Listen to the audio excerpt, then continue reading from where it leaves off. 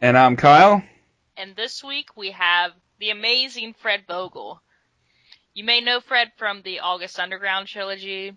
He is head of Toe Tag Pictures and special effects. He did Redsin Tower. I'm probably gonna say it wrong. Sella, Sella Turcica. yeah, and that's one thing he pointed out. He likes it because no one knows how to say it, Yeah. and we are two of those people. I always had to think about it. And I'm like, okay, I know he told me it.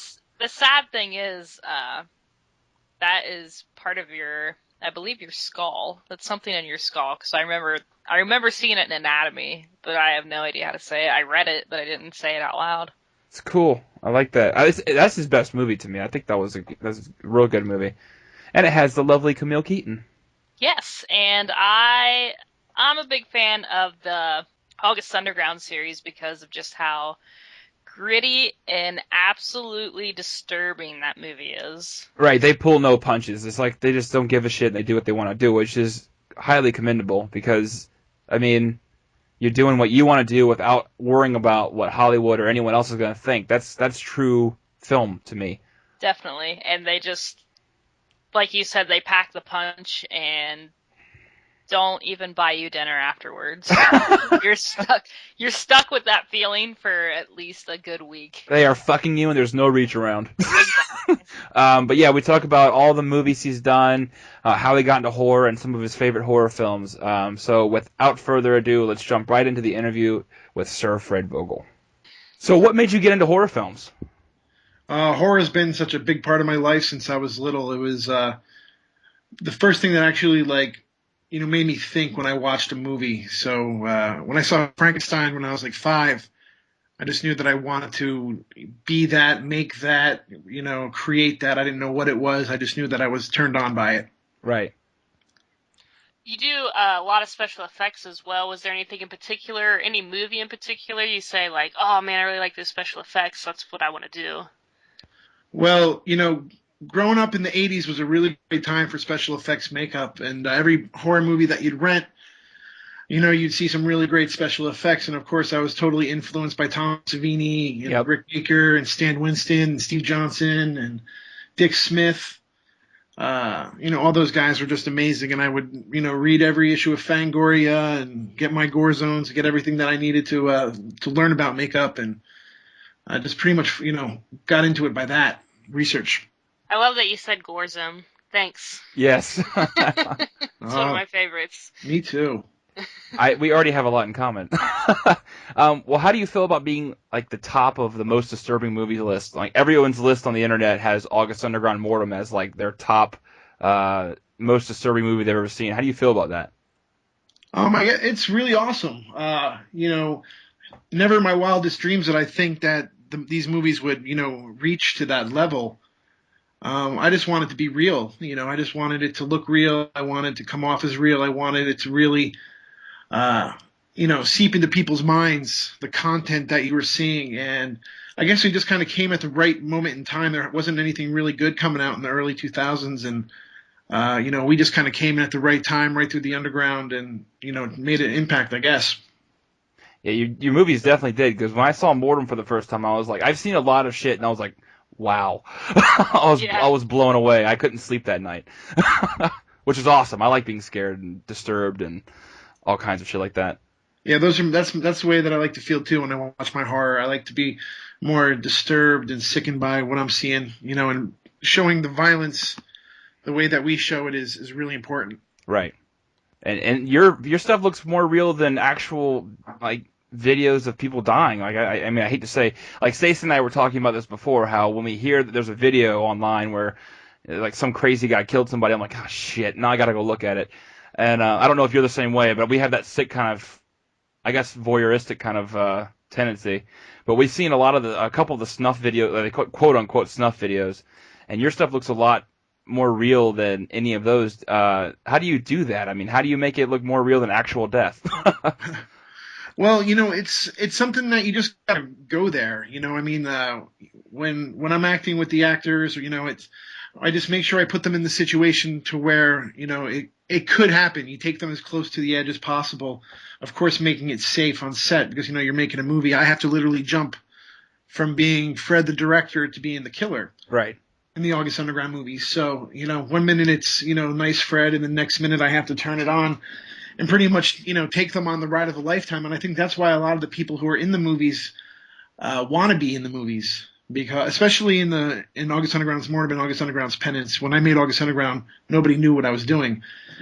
But as the movies progressed, and I would, other people would get brought in, and I would pick people and I would pick fans to be in the movies. It was just because those people would let me take them to the edge, and making sure like they can ride this wave and know that they're going to get on land safe, instead of actually being hurt. Right. And I think that's, part of the main reason. And just keeping it raw with not, having lots of dialogue with them, and just kind of just dropping them in hell, and really just taking them through the experience. Yeah. Oh, go ahead, Stacey. I was going to say, is there anything in particular you do to prepare yourself for the roles, especially in the August Underground films? Because it's a pretty dark character and I imagine, pretty dark place to kind of get into. It is a dark place, but I'm a pretty up kind of guy. I don't have bad dreams. I don't have, I don't get nightmares. I pretty much get all my demons out through my films. And, it's when we were doing, like when I did the first August Underground, I would like sit in my car and I'd listen to like old school Chicago and just kind of like relax. And then I would go out and do the scene. And then like when I did August Underground's Penance, I would go to the set and I would like stay down in the basement for about, 20 minutes or whatever before the crew got there, and just kind of like lie in the filth and just, try to get myself to that place. But it's pretty easy for me to jump back and forth, because I think, when I was a little kid, I can play pretty well and, let my imagination run wild. And I think that's what I do with the character. So do you like acting in the films? At first I didn't, because I did not want to be the actor. I really wanted to stay as a director. But when you're making a movie that is as realistic as these, and it's kind of hard to hide a director. Right. And, to direct the scene and then like go upstairs and let that person act it out, and then having to wait to see the playback was really difficult. So it just made sense for me to do it, because then I knew exactly what I wanted. I knew exactly how to work the effects. I think that's what makes it also very powerful, is that, these are effects guys making effects movies. So we knew how to hide the effects. We know how to make it look everything real, instead of like a lot of filmmakers have no idea on how effects work and how they work in a scene, where Toe Tag's totally different. We're effects people making effects movies. Right. And I have to stop and applaud you big time, because honestly, I don't know why, but I went on this huge like spree of like, I have to find the grossest, sickest movies out there, and I need to watch all of them. And I watched the Salos, I watched the Serbian films, the murder set pieces, I watched all of them, and then I got a hold of Mortem, and I was like, this is the one. Like, this is the one that makes me feel like I am going to either get sick or I'm going to like not be able to, just think straight. And as soon as I finished watching it, I literally stopped and I was like, wow, like that was a lot to take in. And that, I mean, I loved it at the same time, because I was like, I'm glad somebody got the balls to do something like this. That was like, whoa, like this is amazing that this just happened. I don't know if that's a good thing to say, but. No, I understand where you're coming from. I mean, it was really powerful to me too. I remember after we got done shooting the final scene in August Underground's Mortem with the little girl in the bathtub, and going back to Jeremy's house and watching the footage and like crying, because I was so emotional on how powerful it was. And it was pretty much knowing that either I'm going to jail or we just created something that is, super powerful. Definitely. And I mean, that was definitely the scene that took me, that I was just like, I cannot believe I'm watching this, like, and that I need to watch it. I need to sit here and watch this. But it was so real. And that's, I mean, very, very good effects and everything. Yeah, it was that scene in particular was just like, I was like, oh my god. I've never seen something like that. No one's ever had the balls to show me something like that before in a film, and that's what makes your films amazing, because you have the balls to do it. Like, we talked with Bill Zabub and other filmmakers and stuff, and he has balls to do stuff, but your films are real. I mean, I feel like I'm there, and I'm like, okay, we should probably not do this anymore. So which effects did I understand that some of the self-mutilation was real in Mortem. Was there anything else that was real like that in the film? There was a few things, the stuff with the self-mutilation, and then the scene where Maggot's cut, he has his chest kind of cut when he cut his hair. Um, it was different because this was the first time that I was working with a different crew. This was kind of like the birth of like these new people getting involved in my August Underground series, and like kind of like the birth of toe tag. So we had Christy Wiles, we had Michael Schneider, we had Jeremy Cruz, and Jeremy and I go way back. We went to college together. And then Christy and Michael came in after I made August Underground. And those guys had their own perception of what August Underground was.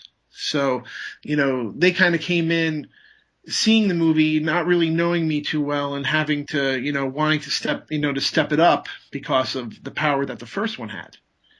So if it wasn't for those guys really, taking it to the next level and doing that kind of stuff, I don't think the movie would be as powerful as it is. All I know is when I saw it for the first time and Christy was cutting her arms, it really bothered me because I was like, wait a minute, we can do that with like fake blood and shit, and you don't really have to hurt yourself. Right. But it really made it more impactful. You know what I mean? Like, because that's not bullshit. That girl was really cutting herself, and in some sick way, it's kind of therapy for her too, I think. I'm sure it was. Yeah. That's what these movies kind of were for a lot of people is get that angst out of there. Definitely. Well, it's better to kill someone in the most gruesome fashion on film than actually do it in real life. I mean, I know because I make just skits and stuff with my friends too, and when we get like more towards the darker stuff, you do feel better afterwards. Like you feel empowered, I guess, that you got all that shit out of you. It's like playing the drums for me, I guess. The drums kind of help me do that too. Yeah, like I said, for me it was a little different because I wanted to make a movie, Right. and to me, movies are fake, and I can make all that stuff look real, and it just, different people just getting involved in creating art, and sometimes when you mix all those different kind of things together, magic happens, and I think that's what happened with August Underground's Mortem. It's just very intense and very realistic, and that's how it was meant to be. We were in our 20s when we made that movie, so I mean, we were just all crazy anyway. Right.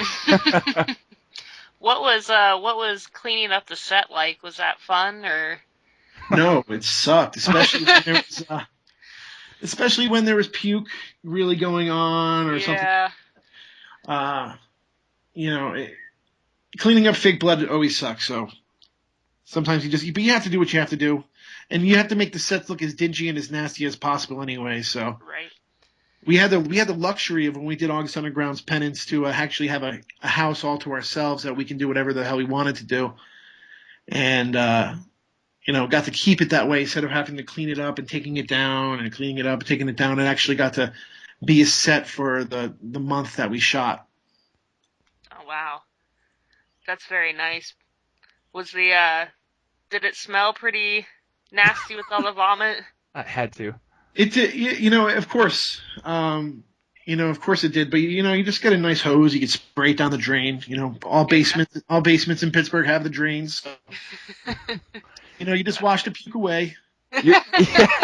Your films are so hard to find. I know, I know you like to kind of revitalize old horror films, which is amazing. Because Stacy and I are huge VHS collectors. People don't understand the beauty in VHS to me.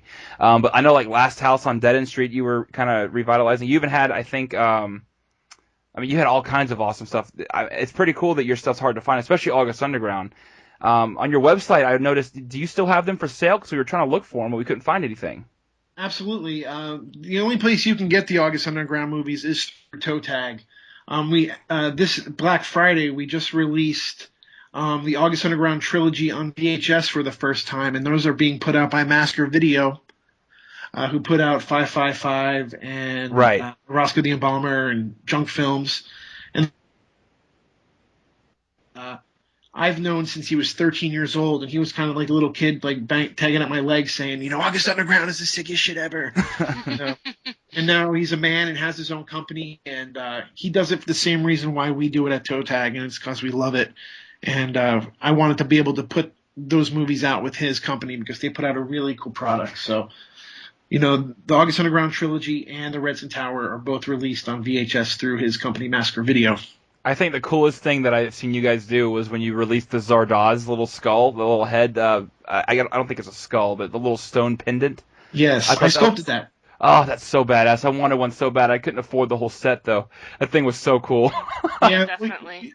well, that's the thing that we like to do at Toe Tag is we really want to make these things special and collectible. And when there's only 100, there's only 100. When there's only 500, there's only 500. And when we did the masks, it was going to be way too hard for us to cast 500 masks. Right. So we did 77. 77 is the year that the movie was released, even though it wasn't made in 77. But this is the 35th anniversary of the movie. And that's why we wanted to put something really special for everybody. And that's why we have like a never before release still of the movie. There's stickers, there's patches. You got a T-shirt with it that will never be printed again. So, I mean, you're getting a pretty special pack. Definitely, and especially with that film, because basically anything for that film is almost impossible to find. Right. And it's a classic to me. I mean, I've seen it before. Somehow, I don't know how it happened, but somehow I have the original VHS, and I just can't believe that it just got put That's on. awesome. I don't even have original VHS of that movie. Really? No. I don't know how I got it. Seriously, I had it and I was looking it up and I was like, I don't see this movie anywhere. Why do I have this? But yeah, that movie is a very important film, especially to like the extreme side of horror, because it was kind of like the first movie made about snuff movies. Right. right. And the whole side of like porno going into killing. You know what I mean? Like that was really the first time it was done. And, Roger was a young kid when he made that too. I remember when I first made August Underground, I met Roger Watkins. And the question that I asked him at his Q&A was, hey, I just made this movie and I don't know what to do with it. And he was just like, don't sell it. He's like, distributors are fucking assholes. He's just like, keep the movie to yourself. And that's what I did. And all of Toe Tag's movies have been released through us. We do our own distribution, even though it's on a smaller scale. The money comes right back into the company that made it, and it helps us make more movies for you guys. So. Right. And that's definitely, like you guys say, spreading the sickness. Yeah, that's amazing. And honestly, like, I kind of feel like, to me personally, when somebody says like, in the underground world of video and everything, I want to say Fred Vogel, because right. I know you guys like work so hard on all of this stuff, and that's just amazing, and that you do have a big following out there as well. Oh, we've got the best fucking fans in the world. It's every day it's something new. There's somebody getting my face tattooed on them. There's the amazing letters I get from people, the people that understand our movies. They're not just out there because they're sick. That might be the thing that hooks you in. Right. But then once you watch it, you understand the art, and you understand like the point that we're trying to get across with the violence and the horror that you're seeing. And we don't make movies as a joke. This is very important to us. Definitely. Right. So every time we do something, if it's an August Underground movie or if it's Sella Turcica, you know what I mean? It's we're going to show you the sickness like it's supposed to be. Definitely. Well, jumping back into your films, the Redsin Tower was such a different film to make. Where did the idea come from? Because it was so different than August Underground. Oh, after you make two snuff movies and people start thinking you're that guy, right? The next thing to do was to do something different, and it was really tough for us because we're like, well, I really wanted to finish out the trilogy, because when August Underground's Mortem happened, I didn't know how I felt about the movie. At that time, Michael Schneider went off and did his own thing, and Toe Tag went off and did our own thing. And, I was just like, well, I thought there was too many hands in the pot when we made August Underground's Mortem. And I, as a director, didn't feel like I had the control that I wanted. So I was like, well, let me go in and I'll make the third one. It'll be the last one. And, it'll be what I really think that it is. And I was so happy that we had, Christy Wiles come in, because a female killer was so important. And I think that was fucking great. Right. And, I wanted to, push that again. So I write this script with my wife for August Underground's Penance, and it's this big, huge script, and it's going to be kind of shot half video, half movie.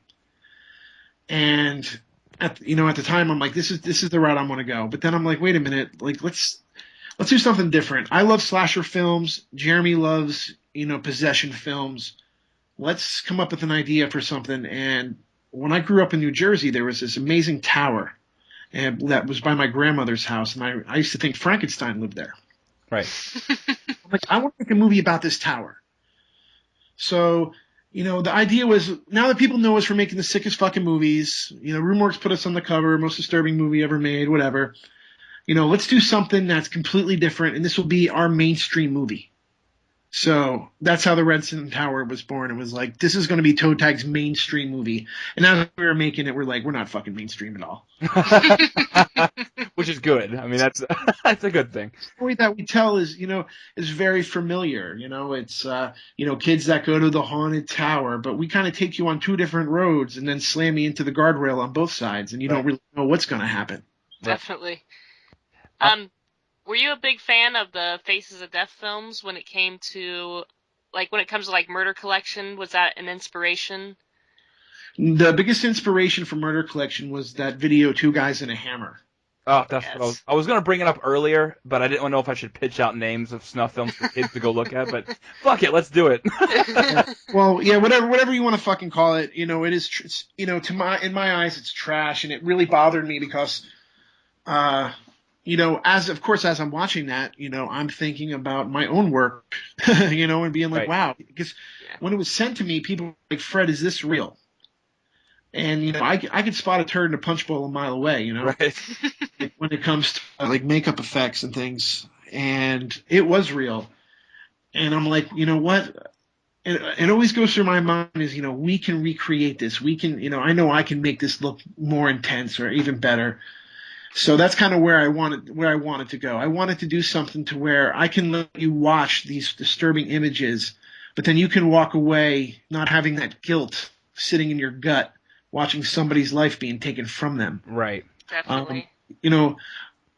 Faces of Death, of course, they were rite of passage as a kid. You know what I mean? I remember showing Faces of Death in the Party Animal at my 7th birthday party, and and getting phone calls. My mom getting phone calls from friends being like, "What are you letting your son show my kid?" But my mom understood. She knew that I knew, stuff was fake. Of course, Faces of Death I thought was real at that time. Like I said, it's kind of like rites of passage as a kid. You watch those things, you want to see where you can stand in line. I wanted to make sure that I can watch this kind of stuff. I always tell people I was born with this macabre gene where I'm kind of just attracted to darker things in life. But and I'm very interested in my own mortality and how I'm going to die, and that's something that haunts me every day. Right. But, it's kind of something that also keeps me going because I just want to keep making the most stuff for you guys and making sure my legacy means something when it comes to, horror films. It's funny because the first thing I thought of, Stacey and I saw that. Well, I don't know if you've seen it. It's that One Lunatic, One Ice Pick thing, and it just looks so fake, but apparently it's real. And the first thing I told her was, Fred Vogel could do this better. I mean, it just looks so fake. All it is a guy chopping up some dude and he's stabbing him with an ice pick, and then he jerks himself off with a guy's hand and all kinds of shit. But I'm just all I'm thinking is it looks so fucking fake. I don't know. I guess see your mortem kind of scarred me. Nah, nothing's gonna stand up to that. Yeah. But Maskhead was another film that you did, and it's definitely a slasher role to me. I think the coolest part was the shopping cart scene because I had never seen something like that before. That was different. Again, with the inspiration, was it just the old slasher films kind of inspired you to do something with a giant killer with a mask? Maskhead came at a very interesting time. I get this email from this guy named Scott Swan, and he's just like, "Hey, what's up, man? My name's Scott Swan. I wrote John Carpenter's Cigarette Burns for the Masters of Horror." And I was like, holy shit, that was, out of all of them, that was the one that I liked the most. And he's just like, I saw your film, August Underground, and and I researched it and I saw more, and he's just like, I want to make an underground movie with you. So I was kind of like, holy shit, man, this is Hollywood kind of reaching out. Right. That's the goal. How I see Toe Tag's an avenue for people if they wanted to come in and do something sick. You know what I mean? If fucking Eli Roth wanted to come and make a real horror movie, it comes to toe tag, and that's how we do it. Right. We do it for very little money. We get down and dirty. We make something really fucking sick that nobody's gonna, put a rating on.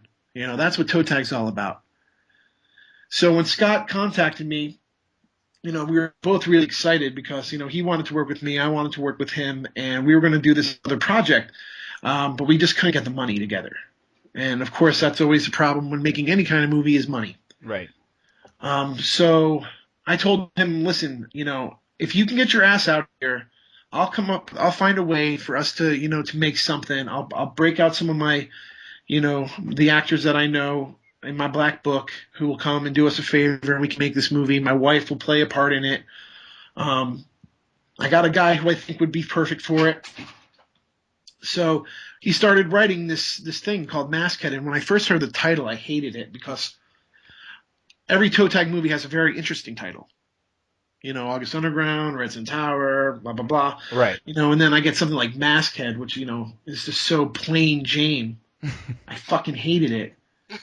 But it really grew on me after a minute. And once we came up with the mask and we started coming up with the kills and the design of the movie, I really started to like the way that it was going. And Swan is such a really great writer of like that really weird offbeat sex, just all kinds of shit. I mean, he's a really great writer.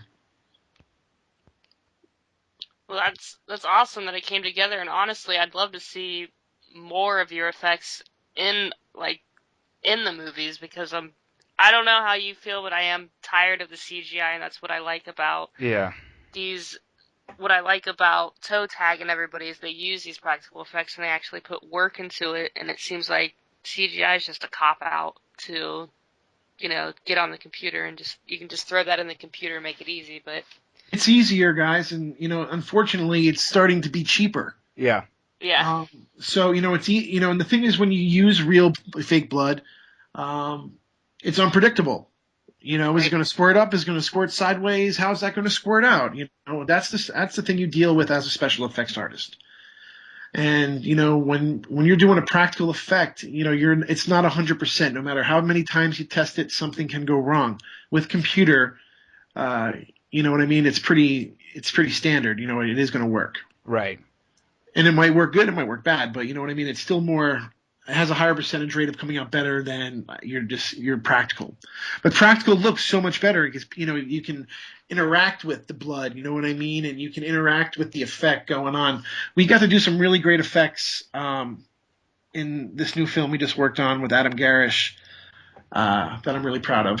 So I can't wait for you guys to see that. Awesome. Now I'm excited. I also I wanted to ask you about Murder Set Pieces because I know you had some ties with that film. And it's also another movie that's said to be one of the most disturbing out there. What was it like on the set of that film? It was crazy. This was the first time, I just got back from Europe doing the thing with Necrophagia, the documentary that I did called Success. Right. I came back and I had all these emails because August Underground was literally just starting to blow up. And I got this email from this guy named Nick Palumbo, who made this movie called Nutbag, and I've seen Nutbag. And he's just like, hey, I'm making my new movie. It's going to be shot on 35 millimeter. It's going to be in Vegas. We're going to do it for $2 million. And he's like, I want what you did in these August Underground movies in this movie. So in my eyes and in Jeremy Cruz's eyes, we were like, wow, dude, nobody's going to see our fucking movie. So let's go to play with this guy and do some brutal ass shit for him because, this is 35 millimeter, man. This is going to go play movie theaters, not like our little shot on video movies. So we go out to Vegas, we meet Nick. Jeremy and I are pretty intimidating guys. We're both over 6 foot tall, and we take our job very seriously, and we want to make the best shit. And when you have guys telling you how to kill people very intensely, it can kind of scare you. But right. Nick was really cool, and Nick was really open to what we wanted to do. And he was just like, he's like, you guys come up with the shit, I'll write around it, and we're gonna make something fucking awesome. So we had the money to play with it. We had the opportunities to build all the sets, even though we didn't get credit for it. Some fake Nazi did or whatever. But we did the set design, we did all the makeup effects. We did a lot for that movie, and we were very proud of that movie. Unfortunately, it never got the release that it should have got. Yeah, isn't there the director's cut?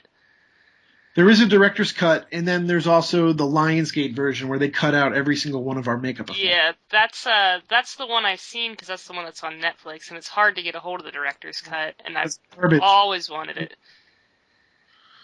No, you guys, you have to try to find it. It's becoming harder and harder to find.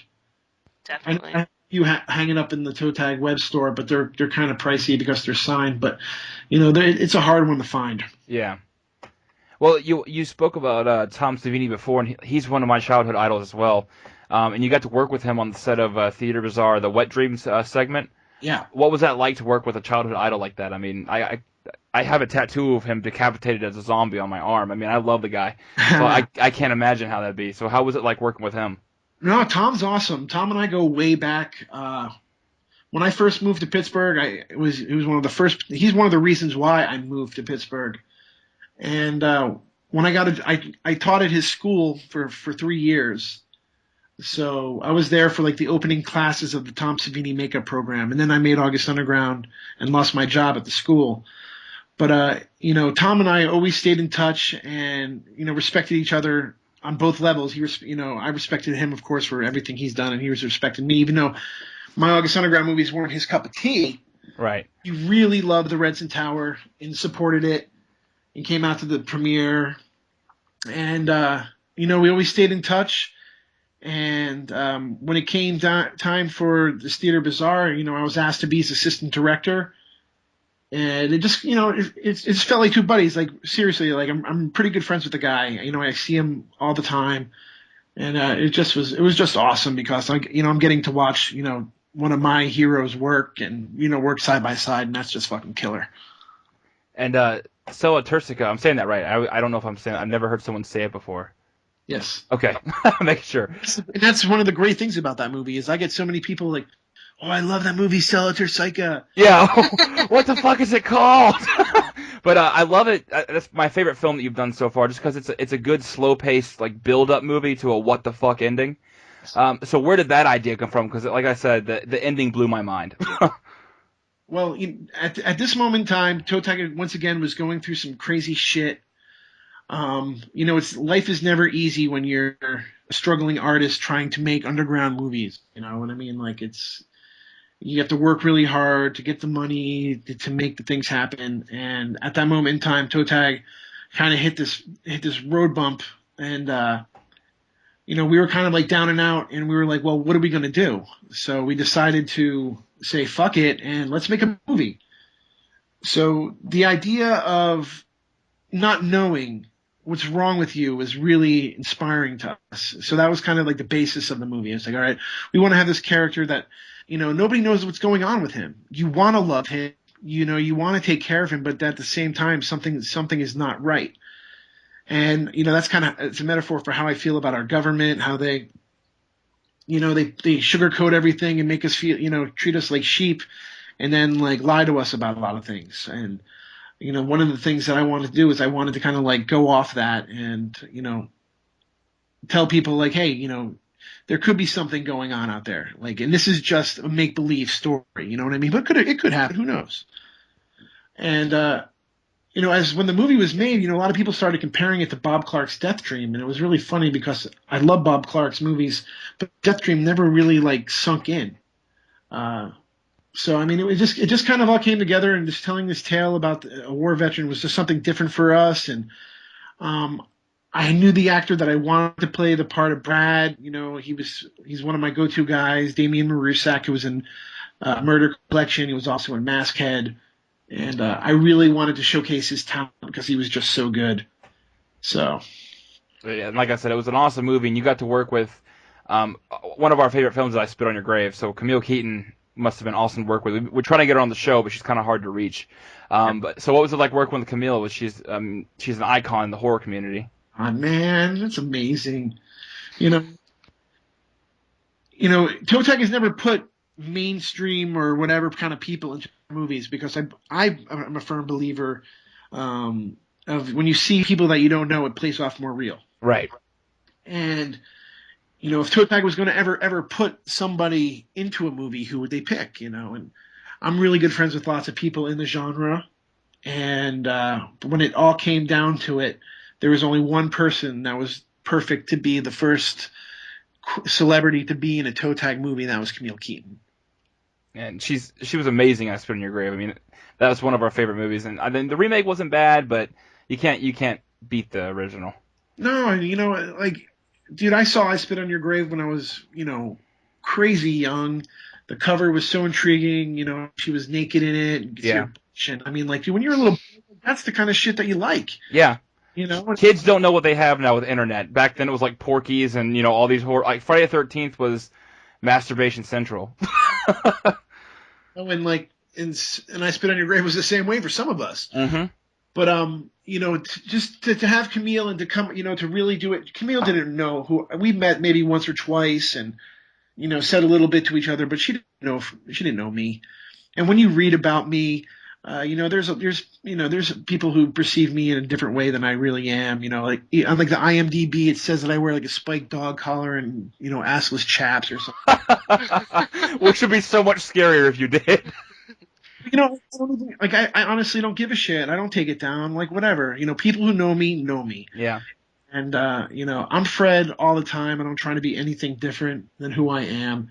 And when I had a chance to talk to her, she really got a good feeling with me. And now she's she's somebody I talk to all the time and who I care about very much, and one of my really good friends. So I'm glad that we had the opportunity to work together on that movie. I know you're also a frequent in the convention scene. I've seen you at a couple horror hounds. Are there any conventions you enjoy the most in particular? I am, I'm part of the Cinema Wasteland family. Yes. Convention in Strongsville, Ohio. I've been doing that for over 10 years.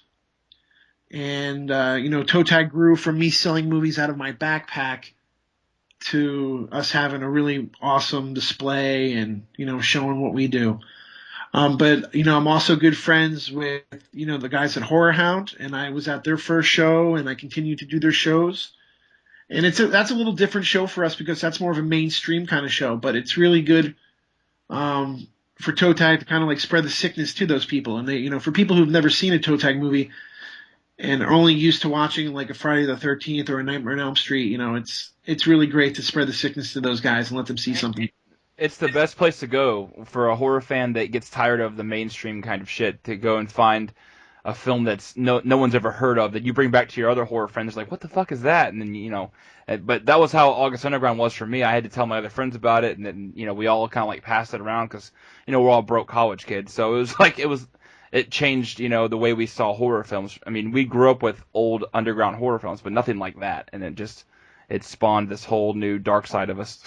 I do support the VHS, and the people who didn't get a chance to enjoy it when it was happening, and now are kind of like finding it and making it part of their lives. I'm totally down with that. VHS was the way that I watched movies as a kid, so I'll always have a special place in my heart for that kind of format. So I'm really pumped that we had the opportunity to put out a few ourselves. What's your? Go ahead. What's your most prized VHS? Believe it or not, it's not a horror VHS. It's actually a comedy, and it's Hot to Trot with Bobcat Goldthwait. Oh, right. That's one, and I got a few old school skateboard ones that I really like a lot. But for my horror, probably my most is My House on the Edge of the Park original. Right. Well, what's next for Toe Tag Pictures? Do you have anything coming out in the next year or two? Right now, I'm writing the new movie, and it's called Pittsburgh Body Removal. Okay. And it's about a body removal service, which is actually called the Livery Service. That's awesome. That is awesome. So, kind of like how it's going to be. It's kind of how I've been like telling people. It's like The Wrestler, but with, a body removal service. Right. So it's going to be very realistic, and, we're going to really show the sickness this way, like giving you a different mood of horror. And I think everybody's afraid of their own death and how it really happens. But you know what? Like, there is going to be a time when, all three of us go. and somebody's going to have to come and pick us up. And these are these guys. I don't think there's ever been a movie, and that's something that you think someone would have made a movie about, but I've never seen one. Well, there's been similar ideas, but the way that I'm going to take the road that I'm going to take you on is going to be definitely a lot darker and more realistic than anything anybody's ever seen. Right.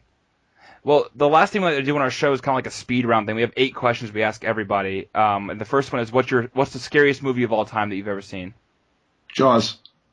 Ah, that's a good one. That is a good one. What's the best movie you've seen in the last 5 years?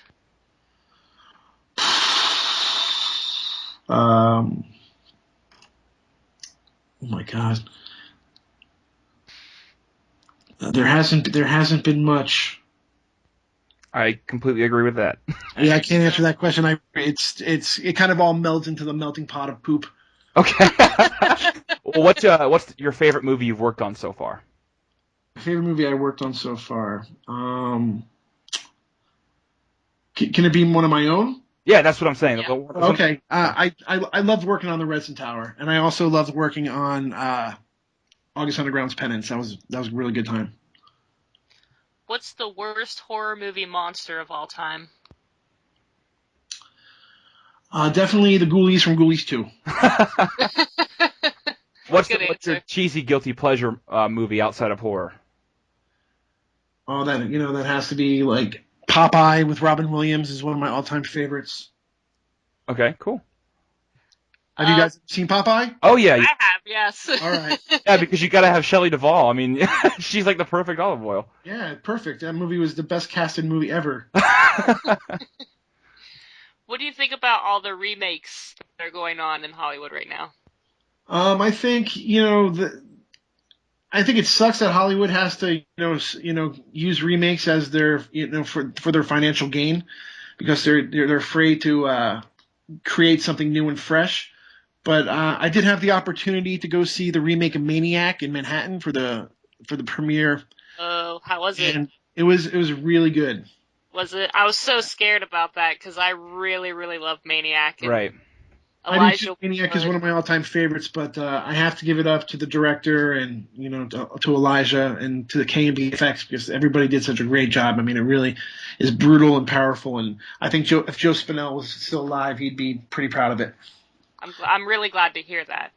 Yeah, and I'm picky too when it comes to that shit. So. Right. I am too. What's your favorite horror movie decade? I'm gonna say the 80s. Okay. What is something you've learned from horror movies? I've learned never to say "I'll be right back." Well, thank you, Fred, so much for being on our show. We really appreciate you taking the time to sit down and talk with us, man. Oh, no problem, guys. I appreciate it. Yeah, you have a great night, man. You too. Thanks, man. Thank you.